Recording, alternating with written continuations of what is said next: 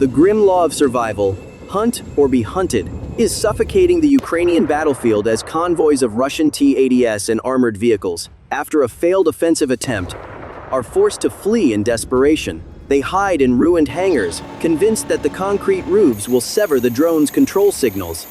However, an invisible phantom, the fiber optic drone, has quietly appeared. Immune to signal jamming, this assassin weaves through gaps, plunges straight into open bunker doors, and turns the 1,000-ton mass of steel into a crematorium. The hunt extends even to MLRS launchers fully loaded with 40 rockets, turning the hopes of the Russian army into a sea of fire. What secret enables the fiber optic drone to penetrate every layer of armor? How has this nightmare obliterated Russian firepower?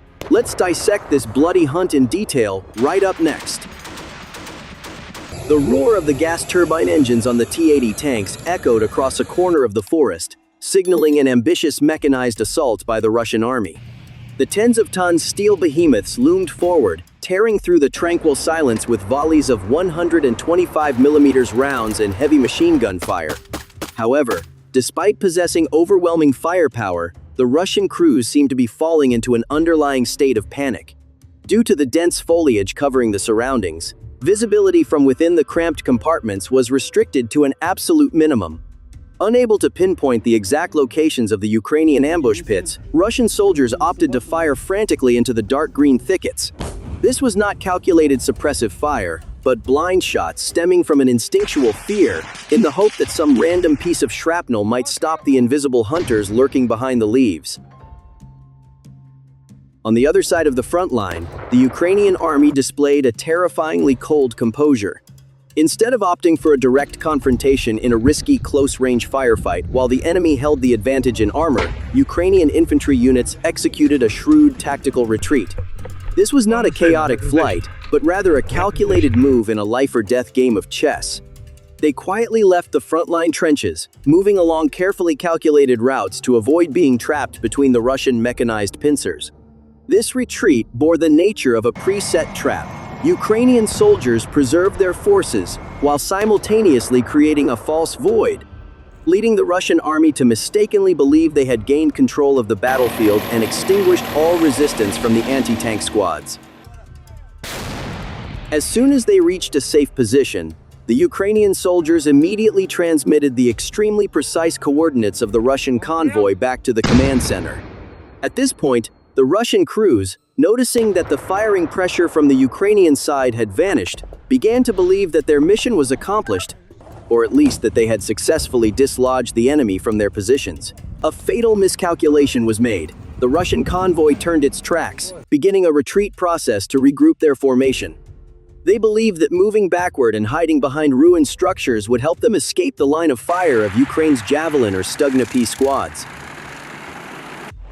However, reality was far more brutal than what the Russians had imagined. From hundreds of meters above, Ukrainian reconnaissance drones had long been present. These all-seeing eyes never took their gaze off the roofs of the T-80s and armored personnel carriers. Every movement, from accelerating to attempts at changing direction to find an escape route, was completely exposed on the Ukrainian army's control screens. The silence of the battlefield at this moment was not a sign of an end, but rather a terrifying calm before the high-tech storm struck. The flight of the Russian army, in the eyes of Ukrainian commanders, was essentially just a parade marching straight into a slaughterhouse, where every step taken by the Russian soldiers merely lengthened the list of targets about to be wiped off the topographical map. Panic began to spread throughout the Russian mechanized formation, as the buzzing of drones continued to trail them like an unshakable phantom, signaling that the net of death was beginning to tighten. In extreme panic upon realizing that Western all-seeing eyes were tracking their every tread movement, the Russian crews decided to make a move gambling on the battlefield architecture.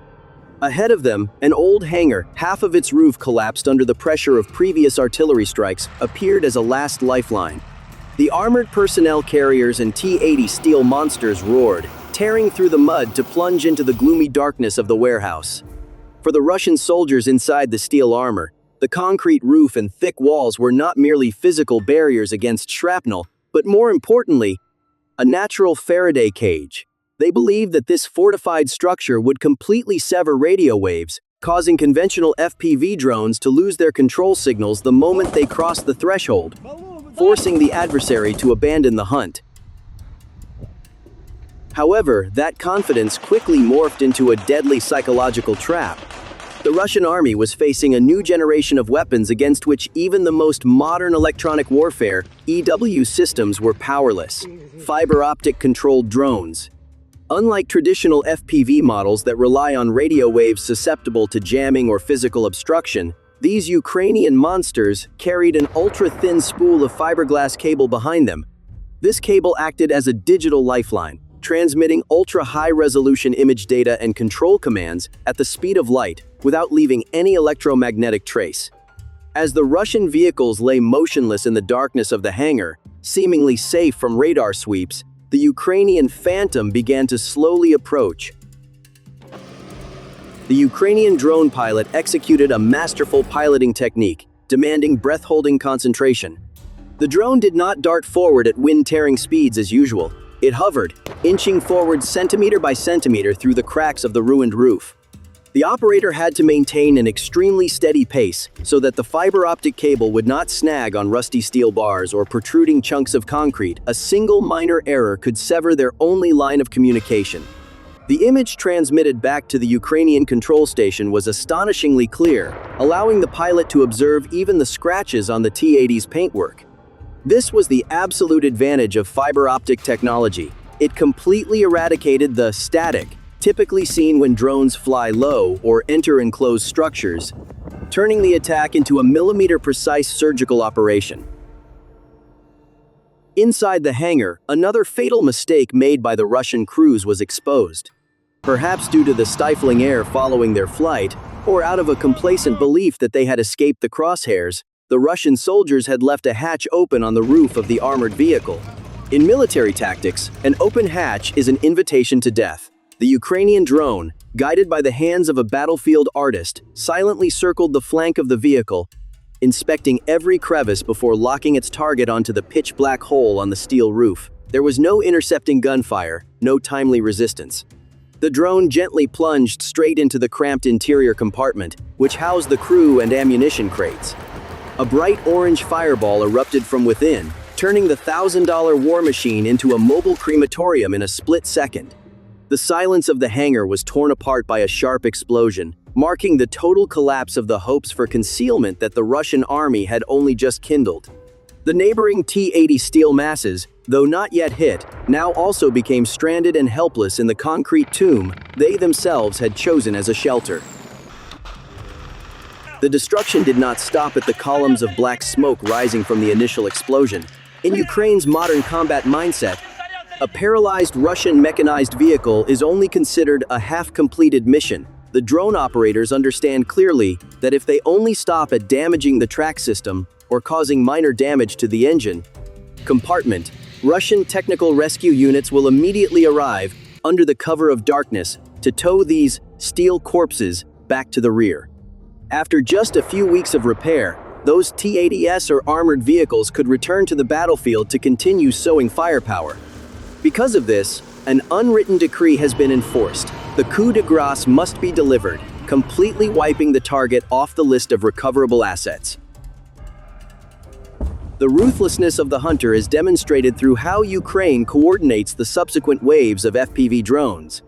Even when the armored vehicle has come to a halt, immobilized among the concrete debris, and the crew has fled into the nearby bushes, new drones continue to swoop in. At this point, no longer possessing the haste of a high-speed pursuit, the Ukrainian pilots take full advantage of a stationary target. They maneuver the drones to fly around the object, meticulously observing like a surgeon searching for the weakest spot on a patient's body. The operator's eyes lock onto critical weak points: the gap between the turret and the hull, the fragile engine compartment cover, or the very gaping holes left by the previous strike. Each descending drone is a cold calculation. The second follow-up strike aims straight at the fuel tank or the ammunition compartment behind the turret. A fierce secondary explosion erupts. This is the classic cook-off phenomenon of Soviet-origin tanks. The fire does not merely flare up and die out. It creeps through every crevice, swallowing the thermal insulation layer, melting complex electronic circuit boards and turning the entire steel interior into a blazing smelting furnace. The horrific heat causes machine gun barrels to warp and completely incinerates expensive optical sensors. Ukraine has succeeded in turning a multi-million-dollar military asset into a worthless block of scrap iron, ensuring that Russian soldiers will never have the chance to return and carry out any rescue efforts. Yet, the nightmare of the Russian army does not end there. The hunger of the Ukrainian drones seems limitless. After having finished off the vanguard formation, reconnaissance drones expand their search perimeter to the surrounding area, where Russian support units are attempting to pull back to avoid disaster. Here, an extremely high-value target falls into the crosshairs, an incredibly rare multiple launch rocket system, MLRS, attempting to transition into marching mode to flee. On its back are 40 rockets yet to be fired, each round containing the power to devastate a vast area. Destroying a fully loaded MLRS system is the most terrifying pyrotechnic display on the battlefield. When the final Ukrainian FPV drone plunges into the launcher, it does not merely destroy a mechanized vehicle, but rather detonates a mobile ammunition depot. An earth-shattering chain of explosions occurs. 40 rockets are triggered simultaneously in a confined space, creating elongated streaks of fire that tear through the night sky and pierce the walls of nearby structures. The blast pressure from the explosion is so massive that it blows away ammunition trucks parked nearby, creating a destructive domino effect that completely obliterates the firepower recovery capabilities of the entire Russian unit in the area. This Ukrainian tactic has dealt a fatal blow to Russian tactical psychology. Now, Russian commanders understand that there is no safe zone behind the front lines. Any effort to evacuate the wounded or tow the wreckage becomes a suicide mission. The combination of uninterrupted observation from reconnaissance drones and the absolute precision of fiber optic drones has created a brutal reality. Anything moving on Russian tracks or wheels in this direction of attack is preordained to become piles of ash. Ukraine is not only destroying the people and machines present, but they are also shattering any belief in the Russian army's ability to maintain long-term mechanized strength on this risk-filled Ukrainian battlefield. The brutal hunt targeting this armored convoy and these T-80s is not merely a localized victory on the tactical map. It is the clearest testament to the grim law of survival in modern warfare. Either become the hunter or turn into prey torn to shreds. All efforts to hide, flee, or take cover behind fortified concrete walls now become meaningless in the face of the perfect combination of high-altitude reconnaissance vision and the scythe of death from fiber optic drones. This technology has eradicated the concept of a safe zone and completely neutralized the electronic warfare systems that were once the pride of the Russian army. As long as the fragile fiber optic cable remains unsevered, the death sentence for these heavy masses of steel will continue to be executed with absolute precision, leaving no room for error or mercy. Looking at the broader picture, every armored vehicle, every T-80 tank, or rare missile system incinerated is a fatal wound to Russia's military potential. These are expensive assets, requiring enormous time and resources to produce, while Ukraine is proving that they can destroy them using cheap devices that possess a superior technological brain. The Russian army is gradually losing its most elite mechanized vehicles, which they cannot easily replace overnight. The Ukrainian battlefield is becoming a harsh laboratory, where outdated military doctrines are incinerated and replaced by the era of unstoppable digital phantoms. What do you think about the brutality of this new generation of fiber optic drones as they can weave through every bunker door gap to finish off steel monsters right in their shelters? Has the era of heavy tanks truly come to an end in the face of the power of long-range remote control technology? Leave your thoughts in the comments section below. And don't forget to hit like, share, and subscribe to the channel so you don't miss out on the most profound and dramatic analyses of the global military situation.